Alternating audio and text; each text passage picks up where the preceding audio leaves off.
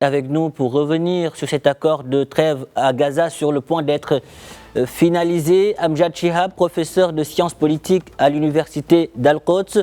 Bonjour et merci d'avoir accepté notre invitation. Bonjour à vous et merci de m'avoir invité. Alors, nous l'avons vu, juste après l'annonce de cet accord, Israël a intensifié ses frappes sur l'enclave palestinienne. Ce matin, son Premier ministre Benjamin Netanyahou a accusé le Hamas de revenir sur certains termes de l'accord, ce que dément le mouvement palestinien. Pour le moment, rien n'est donc acquis. Y a-t-il aujourd'hui des garanties internationales pour que ce cessez-le-feu soit non seulement accepté par les deux parties, mais aussi respecté ? Oui, je pense qu'il y a deux points importants. Le premier point, il y a une résistance acharnée contre l'armée d'occupation. Ça, c'est un point de pression contre ce gouvernement. Et le deuxième point, c'est l'intervention personnelle du président fraîchement élu, le Trump. Et c'est lui qui est intervenu personnellement parce qu'il voulait montrer qu'il est capable de faire quelque chose que l'administration démocratique présidée par Biden n'a pas réussi durant 15 mois d'arrêter ces massacres. Dans le cadre général, l'accord qui était signé, qui était signé par le Hamas, mais n'est pas encore signé par Israël, par Netanyahou qui cherche un prétexte pour reculer parce qu'il a peur que son gouvernement tombe.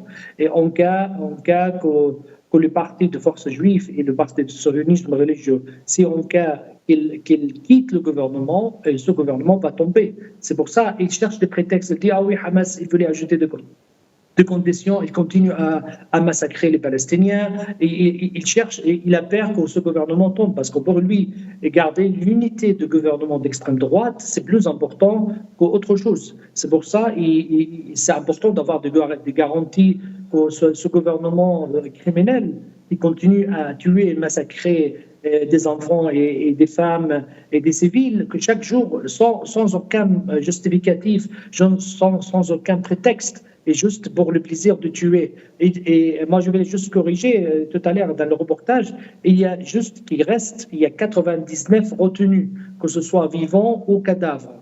Et contrepartie, il y a à peu près 14 000 prisonniers palestiniens dans le prison israélien. C'est à partir de là le jeu. Et lui, ce qui l'intéresse, c'est qu'il continue d'être Premier ministre, qu'il continue d'être dans le pouvoir.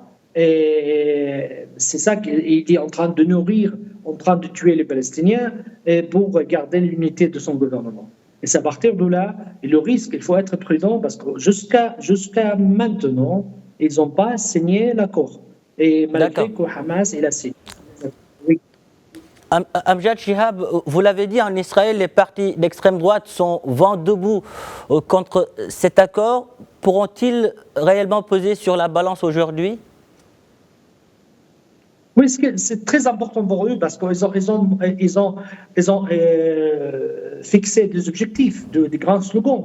Et on va détruire Hamas et on va raser la bande de Gaza, on va libérer les prisonniers et les retenus, si vous voulez, parce qu'il y a une grande partie des soldats, on ne peut pas dire c'est des otages, sont des retenus ou sont des prisonniers.